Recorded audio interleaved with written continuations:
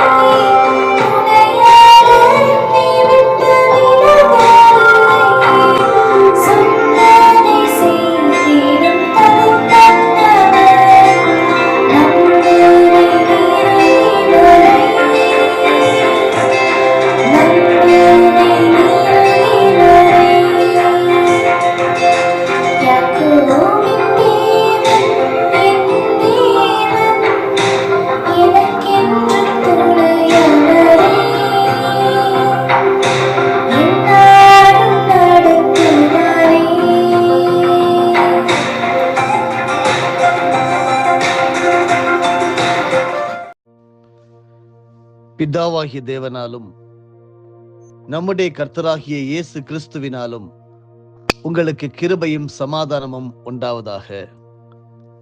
அவர் நம்மை இப்பொழுதிருக்கிற பொல்லாத பிரபஞ்சத்தினின்று விடுவிக்கும்படி நம்முடைய பிதாவாகிய தேவனுடைய சித்தத்தின்படியே நம்முடைய பாவங்களுக்காக தம்மை தாமே ஒப்புக் கொடுத்தார்.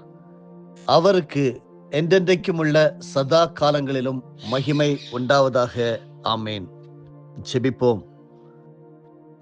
பரலோக பிதாவே, இந்த கால வேளையிலே உம்முடைய சன்னிதானத்திலே நாங்கள் வந்து நிற்கிறோம்.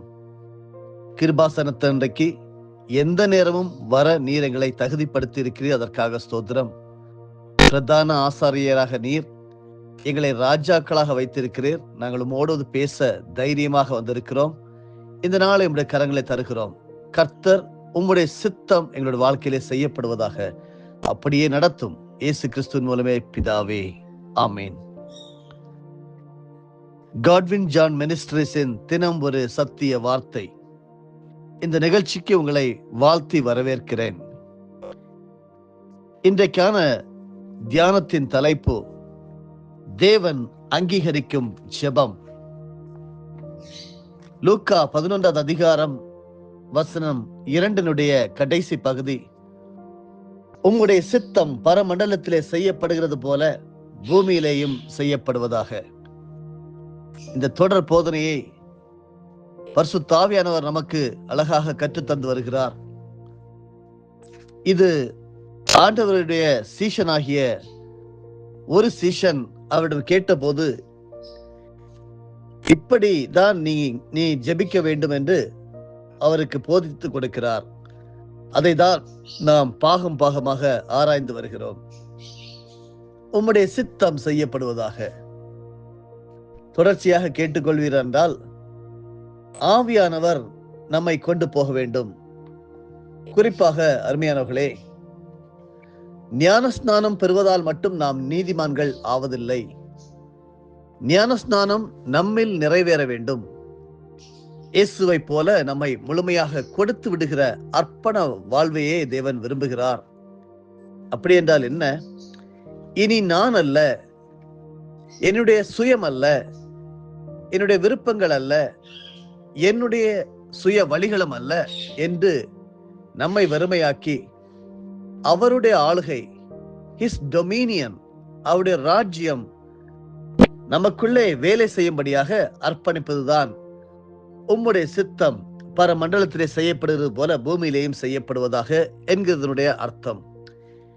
நாம் ஞானஸ்நானத்தை குறித்து மேன்மை பாராட்ட வேண்டுமானால் ஞானஸ்நானத்திற்கு பின்பு இயேசுவுக்கு எது நிகழ்ந்ததோ அதுவே நமக்கு நடக்க வேண்டும். நாம் உண்மையான ஞானஸ்நானம் பெற்றோம் என்பதற்கு அதுவே சாட்சியாக இருக்கும்.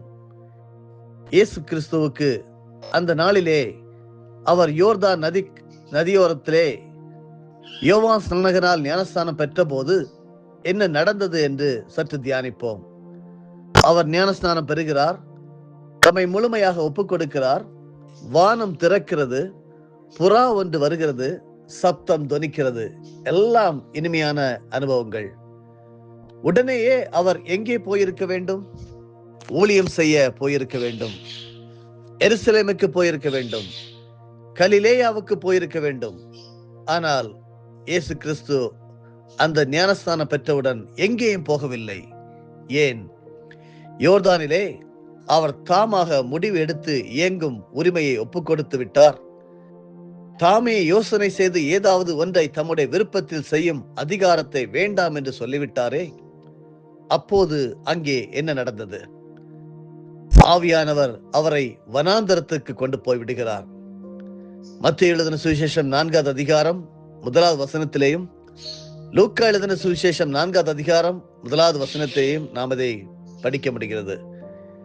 எங்கேயும் போகாதவராக தேவனுடைய வழி நடத்துதலை எதிர்பார்த்த இயேசுவை ஆவியானவர் தமக்கு விருப்பமான இடத்திற்கு கொண்டு போய்விடுகிறார்.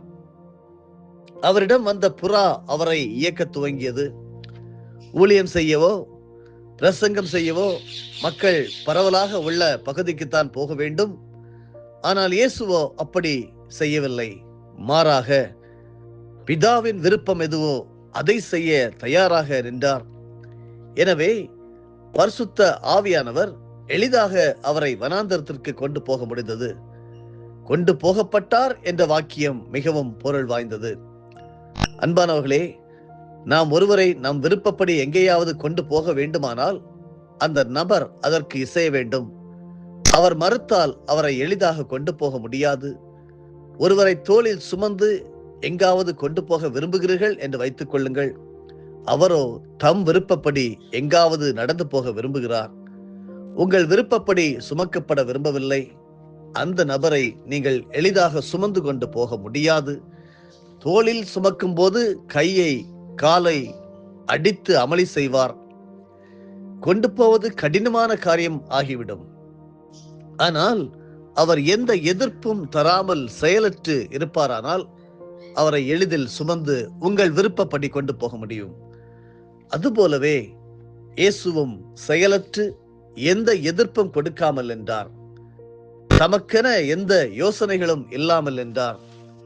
சுய விருப்பம் என்னும் பாரமான பொருளை தம்மை விட்டு நீக்கியவராக நின்றார்.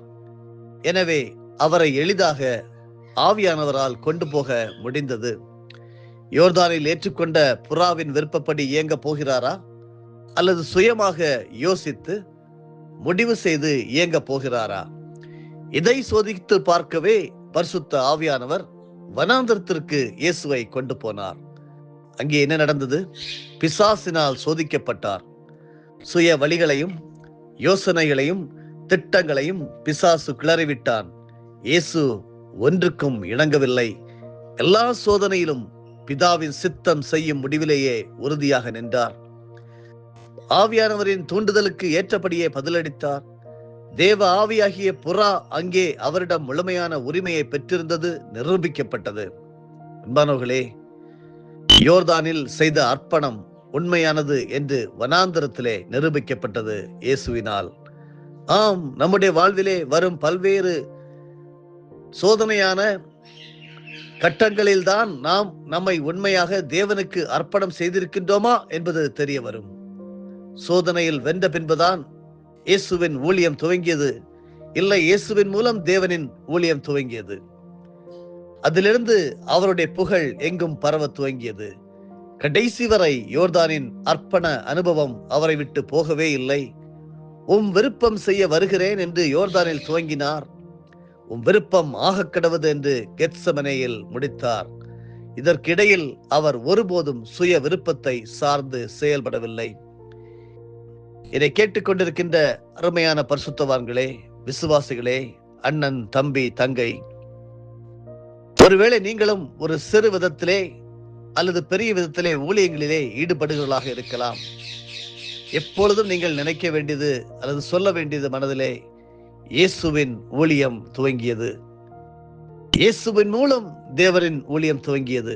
இதைதான் இயேசு கிறிஸ்து நிச்சயமாக யோசித்திருப்பார். இயேசுவின் ஊழியம் என்று அவர் சொல்லவில்லை. அதே போலதான் என்னுடைய ஊழியம் என்று ஒரு நாளும் நாம் சொல்லக்கூடாது. நாம் சொல்ல வேண்டியதெல்லாம் என் மூலமாக தேவனின் ஊழியம் துவங்கி நடந்து கொண்டு வருகிறது என்று சொல்ல வேண்டும். தேவன் உங்களை பயன்படுத்துகிறார். ஆனால் ஊழியம் என்பது அவருடைய ஊழியம். அவருடைய வேலையை நாம் அவருக்காக செய்து வருகிறோம். அவர் உங்களை என்னென்ன விதத்திலே பயன்படுத்த விரும்புகிறாரோ அவர் அப்படி நடத்தி கொண்டுதான் இருக்கிறார். வேலையெல்லாம் அவருடைய வேலை, அவருடைய ராஜ்யம், அவருடைய டொமினியன், ஹிஸ் கிங்டம். மறந்துவிட வேண்டாம் அன்பானவர்களே. அவரின் வார்த்தை வல்லமையாக இருந்தது. ஆண்டவருடைய செயல்கள் அதிசயமாக இருந்தது. இயேசுவினுடைய உபதேசம் மகத்துவமுடையதாக இருந்தது.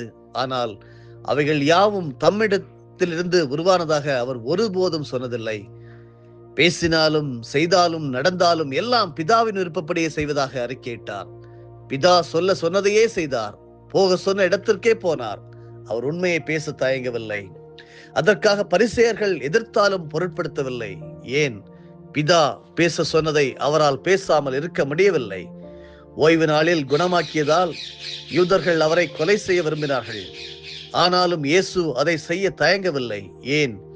பிதா சொன்னதை செய்யாமல் இருக்க அவருக்கு மனமில்லை. எத்தனை பேர் எதிர்த்தாலும் பிதாவின் விருப்பம் செய்ய அவர் தவறவில்லை. கல்வாரியும் சிலுவையும் மிகவும் வேதனைக்குரியவைகள். ஆனால் இயேசுவோ அதற்காக தாமே முன்வந்து கல்வாரிக்கு சென்றார். ஏன் அருமையானவர்களே? பிதா போக சொன்ன பாதையில் போவதற்காகவே யோர்தானில் தம்மை அவர் அர்ப்பணித்திருந்தார்.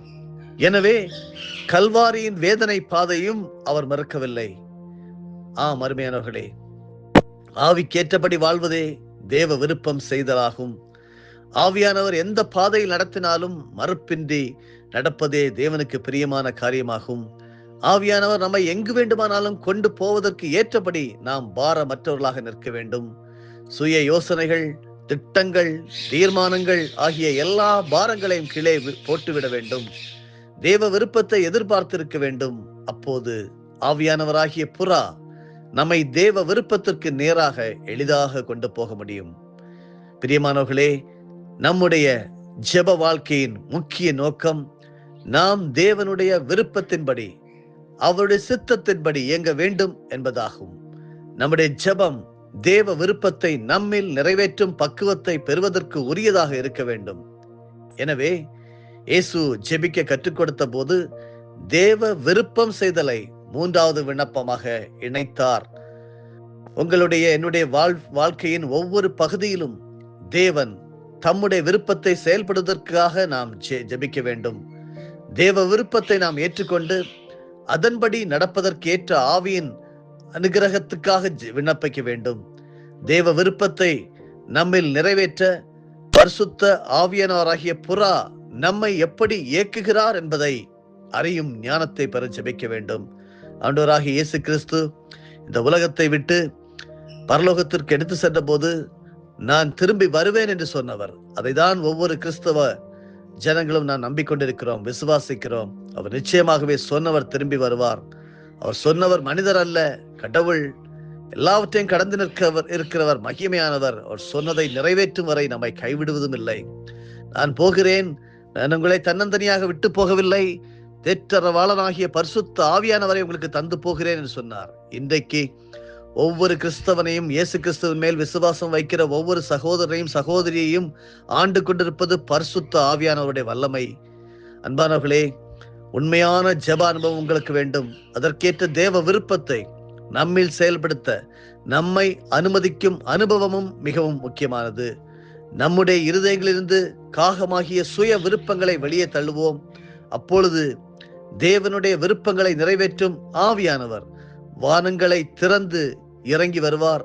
அங்கே அவருடைய விருப்பம் செயல்படுவதை ஒவ்வொரு ஜெபத்திலும் ஒவ்வொரு நொடியிலும் உங்களுடைய வாழ்க்கையில நீங்கள் உணர முடியும். அருமையானவர்களே, நாம் அருமையாக பரிசுத்த ஆவியானவர் நமக்கு கற்றுத்தந்த சில பகுதிகளை இதுவரையிலும் தியானித்திருக்கிறோம். ஜெபம் பண்ணும்போது ஆண்டவர் சொன்ன காரியங்கள், பரமண்டலங்களில் இருக்கிற எங்கள் பிதாவே, உம்முடைய நாமம் பரிசுத்தப்படுவதாக, உம்முடைய ராஜ்யம் வருவதாக, உம்முடைய சித்தம் பரமண்டலத்திலே செய்யப்படுகிறது போல பூமியிலேயும் செய்யப்படுவதாக. அன்பிற்குரியவர்களே, பரலோகத்திலே செய்யப்படுகிறது போல பூமியிலே செய்யப்படுவது ஆக என்று சொன்னால் உம்முடைய சித்தம் என்னிலே நிறைவேறுவதாக என்று அர்த்தம். அப்படி ஒப்புக் கொடுக்கும் போது நிச்சயமாகவே ஆண்டவரே, நீ நான் அல்ல, நீர் என்னை நடத்தும் என்று அவருடைய ஆளுகைக்கு கீழாக ராஜாவாக அவர் உங்களை அழகாக நடத்தி செல்வார். நிச்சயமாகவே நீங்கள் கேட்டது எல்லாம் கிடைக்கும். ஆண்டவர் அவருடைய சித்தத்தின்படி, அவருடைய ஆலோசனையின்படி அவருடைய வாழ்க்கையை நடத்துவாராக. நாளை தினத்திலே லூக்கா 11:3 சொல்லப்பட்டிருக்கிற எங்களுக்கு வேண்டிய ஆகாரத்தை அன்றென்றும் எங்களுக்கு தாரும் என்கிற பகுதியை சிந்திக்க ஆயத்தமாவோம். ஆமேன். பரலோகத்திருக்கிற எங்கள் பிதாவே, கிறிஸ்து இயேசுவின் பரிசுத்த நாமத்தினாலே உம்மிடம் சரணடைகிறோம் ஐயா. இப்பொழுது கண்களை மூடி என்னோடு ஜெபித்துக் கொண்டிருக்கிற ஒவ்வொரு விசுவாசியையும் கர்த்தர் காண்கிறீர். இப்படியெல்லாம் ஜெபிக்க வேண்டுமா? இந்த ஜெபத்திலே இவ்வளவு ஆழமான கருத்துக்கள் உள்ளதா என்பதை நாங்கள் நினைக்க தோன்றுகிறது. அப்படி பரிசுத்த ஆவியானவர் நேர்த்தியாக எங்களுக்கு போதித்து தருகிறீர். இந்த வார்த்தைகளை அன்றைக்கு நீங்க அந்த சீஷனோடு சொல்லியிருப்பீங்க என்றால் எவ்வளவு ஆழமான முத்துக்கள் அதில் இருக்கிறது. இப்பொழுது எங்களுக்கு கற்றுத்தருகிறீர். எங்கள் மேல் நீர் பிரியமா இருக்கிறீர். அதனால்தான் இதில் எல்லாவற்றிலும் நாங்கள் கற்றுக்கொள்கிறோம். கர்த்தாவே, இந்த நாளை நாங்கள் உயிர்ப்பின் நாளாக, அர்ப்பணிப்பின் நாளாக, தூண்டுதலின் நாளாக, ஆவியானவர் எங்களை நடத்தும் நாளாக, எங்கள் சித்தம் அல்ல உம்முடைய விருப்பம், உம்முடைய சித்தம் எங்கள் வாழ்க்கையில் நிறைவேறும் நாளாக அறிவிக்கிறோம். அப்படியே நடத்தும் வெற்றி நிறைந்த வாழ்க்கையை அனுபவிக்கிறோம். இயேசு கிறிஸ்து மூலமே ஜெபிக்கிறோம் ஜீவனுள்ள பிதாவே, ஆமேன். என் ஆத்துமாவே கர்த்தரை ஸ்தோத்தரி, என் முழு உள்ளமே அவருடைய பரிசுத்த நாமத்தை ஸ்தோத்தரி. என் ஆத்துமாவே கர்த்தரை ஸ்தோத்தரி, கர்த்தர் செய்த சகல உபகாரங்களையும் மறவாதே. ஆமேன்.